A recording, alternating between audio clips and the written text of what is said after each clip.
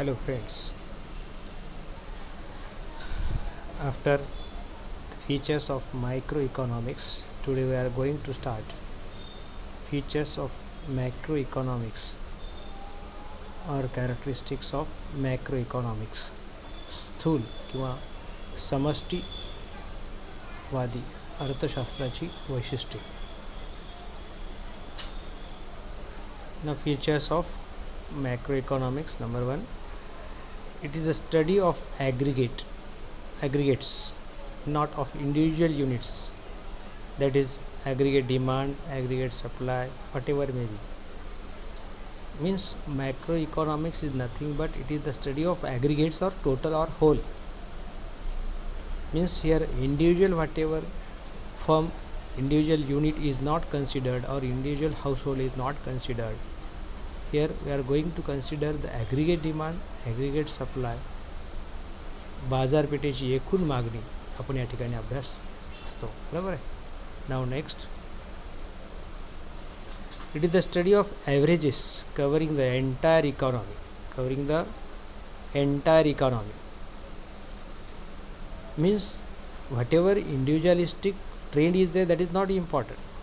Here whatever general trend is there, whatever average is there is important. So we are going to study here averages covering the entire economy. पूर्ण अर्थव्यवस्थेचं सरासरी काय आहे, what is the per capita income, what is the national income. Means we are going to study not a particular individual, but here we are going to study the average of the all or entire economy. संपूर्ण अर्थव्यवस्थेचं सरासरीच आपण अभ्यास करतो, एका घटकाचा करत नाही. Number 3, it uses lumping method to deal with its problems, that is it studies whole and not the smaller units of the economy. Lumping म्हणजे एकत्रित, स्लायसिंगच्या विरोधात. Slicing means by dividing the whole into parts, but here lumping means part is not important, collectively or whole or complete is important. It is not the study relating to whole, it is study relating to whole, not a particular or smaller unit of the economy. छोट्या घटकाचा अभ्यास आपण या ठिकाणी करत नाही, संपूर्ण अर्थव्यवस्थेचा एकत्रित अभ्यास, lumping. Number 4, it gives bird's eye view of the whole economy. या ठिकाणी अतिशय महत्त्वाचं काय आहे, it gives a bird's I, पक्षाच्या दृष्टीप्रमाणे या ठिकाणी हे विषय किंवा ही शाखा अभ्यास करते किंवा बघते आहे. कुणाकडे बघते आहे, टू द होल इकॉनॉमी, संपूर्ण अर्थव्यवस्थेकडे एकाच दृष्टिक्षेपामध्ये बघितलं जातं.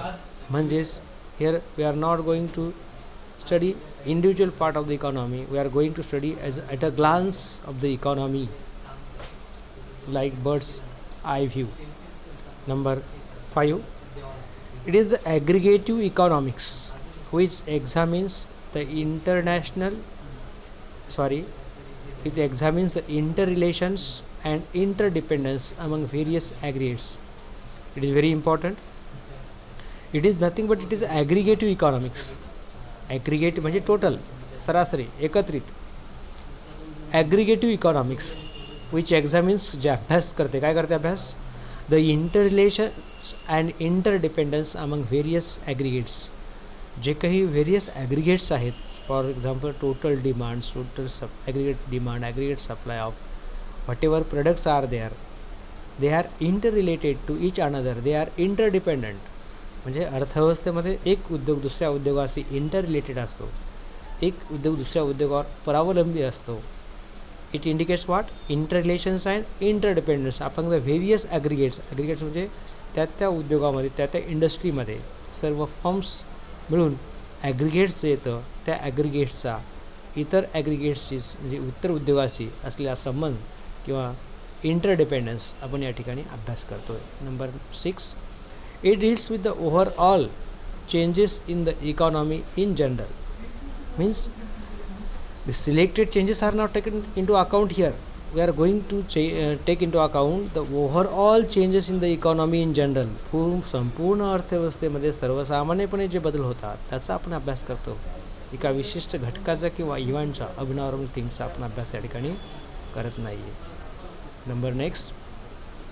Number 7, it concentrates more on the study of general price level,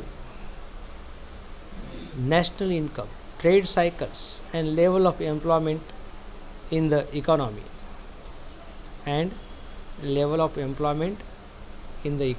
etc.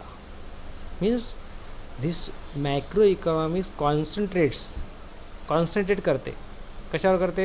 The study of general price level. एका प्रोडक्टची किंमत कशी वाढली किंवा कमी झाली that is not important. Whatever general price level is there in the economy it is taken into account. National income, एखाद्याचं income किती वाढलं किंवा कमी झालं that is not important, but here overall income of the country means national income is taken into account. Trade cycles, what ever trade cycles R there, म्हणजे व्यापारी चक्रे, तेजी आणि मंदी, okay, depression, decline, prosperity, recession, these are things. Trade cycles are taken into account here. Level of employment, रोजगाराची पातळी, पूर्ण रोजगार असलेल्या अर्थव्यवस्थेमध्ये एक अर्ध रोजगाराची पातळी आहे का बेकारी आहे याचा अभ्यास या ठिकाणी आपण करतो किंवा कॉन्सन्ट्रेट करतो. Number 8, it is the study of theory of income theory, theory of employment, theory of investment, theory of general price level. These theories are studied under the subject of macroeconomics. स्थूल अर्थशास्त्रामध्ये, समष्टीवादी अर्थशास्त्रामध्ये किंवा समग्रलक्षी अर्थशास्त्रामध्ये उत्पन्नाचे सिद्धांत, रोजगाराचे सिद्धांत, गुंतवणुकीचे सिद्धांत किंवा सर्वसामान्य किंमत पातळीचे सिद्धांत आपण या ठिकाणी अभ्यासत असतो. Number 9, it deals with the general equilibrium rather than the partial equilibrium. There are two things in economy about regarding the equilibrium. One is a partial and another is a general. Partial equilibrium means nothing. By keeping some factors to be constant, by taking into account for only one product, whatever equilibrium is there, that is considered as partial equilibrium.